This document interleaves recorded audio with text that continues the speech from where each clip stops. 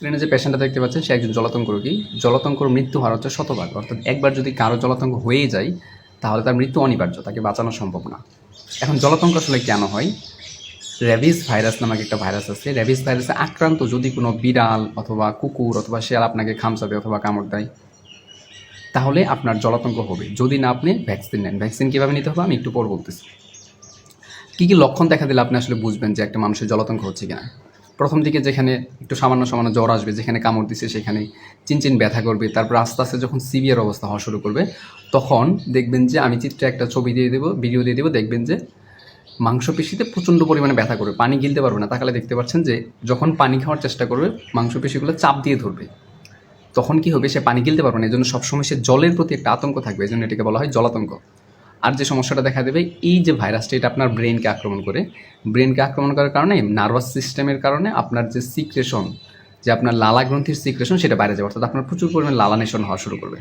এছাড়া আপনি আক্রমণাত্মক হয়ে যাবেন। এই লক্ষণগুলো আসলে দেখলে বুঝবেন যে আসলে একজন মানুষের জলাতঙ্ক হচ্ছে কিনা। কিন্তু যার জলাতঙ্ক অলরেডি লক্ষণগুলো প্রকাশ পাইছে সে মারা যাবে, তাকে আর কোনোভাবেই বাঁচানো সম্ভব না। আচ্ছা, তারপর আমরা আসি চিকিৎসার কথা। চিকিৎসা একই কথা, যে জলাতঙ্কের কোনো চিকিৎসা নাই, কোনো ওষুধ নাই। যদি না আপনি ভ্যাকসিন নেন, তাহলে ভ্যাকসিন কখন নেবেন? আপনার প্রতিরোধ ব্যবস্থা হিসেবে। প্রতিরোধ ব্যবস্থা হিসেবে কীভাবে নিতে পারেন? দুইভাবে নিতে পারেন। ধরেন আপনি আজকে চাচ্ছেন যে আমি আজকে ভ্যাকসিন দেবো, আপনাকে আজকে বিড়াল কুকুর কিছুই খামচা দেয় না, কামড় দেয় না, আপনার ইচ্ছা হলো আমি এখন ভ্যাকসিন নিয়ে নিব প্রোটেকশনের জন্য, তাহলে আপনি ভ্যাকসিন নিতে পারেন। এটা নর্মালি যারা হচ্ছে পশু নিয়ে কাজ করে, চিড়িয়াখানায় কাজ করে, অথবা যারা পশুপালনের সাথে জড়িত, তারা সতর্কতার জন্য আগে থেকে ভ্যাকসিনটা নিয়ে নেয়। এক্ষেত্রে আপনার 3টা ডোজ নিতে হবে। প্রথম দিন আজকে একটা নেবেন, 7 দিন পরে এটা নেবেন, 21তম অথবা 28তম দিনে একটা ডোজ নিয়ে আসবেন, তারপরে 1 বছর পরে যায় বুস্টার ডোজ দেবেন। এই হচ্ছে আপনার আগে থেকে, এটাকে বলা হয় প্রি এক্সপোজার প্রোফাইলাইসিস, অর্থাৎ আপনাকে কামড় দেয় নাই বা আপনি আক্রান্ত হন নাই, এখন আপনি নিজের সতর্কতার জন্য ভ্যাকসিন নিয়ে নিচ্ছেন।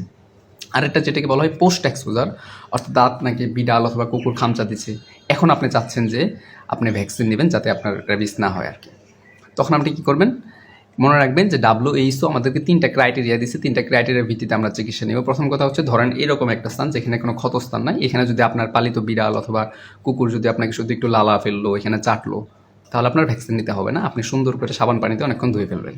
কিন্তু যদি আপনাকে খামচা দেয়, সেখানে রক্ত পড়ুক অথবা না পড়ুক, অথবা আপনার এখানে ধরেন কিছুদিন আগে কেটে গেছে, ক্ষতস্থান আছে, ওইখানে যদি লালা ফেলেন, তাহলে আপনাকে অবশ্যই ভ্যাকসিন নিতে হবে।